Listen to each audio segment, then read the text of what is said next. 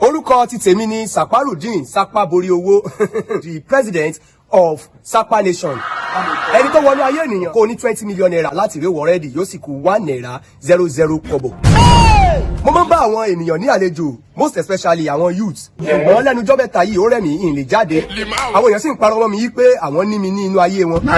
Mi ti bá wọn dá ọ̀rẹ́. Lótìtọ́ àti lódodo ọ̀pọ̀lọpọ̀ ni mo bá dá ọ̀rẹ́ oṣù méjì, ọdún kan, ọdún mẹ́rin àti bẹ́ẹ̀ bẹ́ẹ̀ lọ. Ṣùgbọ́n ọ̀pọ̀lọpọ̀ ń parọ́ mọ́ mi pé èmi bá wọn dá ọ̀rẹ́. Ọ̀pọ̀lọpọ̀ àwọn tó ń parọ́ mọ́ mi yìí wọn ò ṣiṣẹ́ kárakára. Wọ́n ń ṣe ọ̀lẹ, wọ́n sì ń ṣe ìmẹ́lẹ́. Irú àwọn èèyàn báyìí lèmi máa ń bá ní ọ̀rẹ́, àwọn sì ni mo máa ń fẹ́ràn láti bá ṣe. Wọn sì lè bọ́ ní ọwọ́ mi. No, once again, wọn ò lè bọ́ ní ọwọ́ mi. Torí ìwọ tí o bá ń ṣe ọ̀lẹ tó sì mọ tó ń ṣe. The president of Sapa Nation, Sapaboriowó Saparudeen yóò bọ́ ní àlejò ní ọjọ́ kan. Mọ́ retí mi nínú ilé rẹ tí o bá ń ṣe ọ̀lẹ.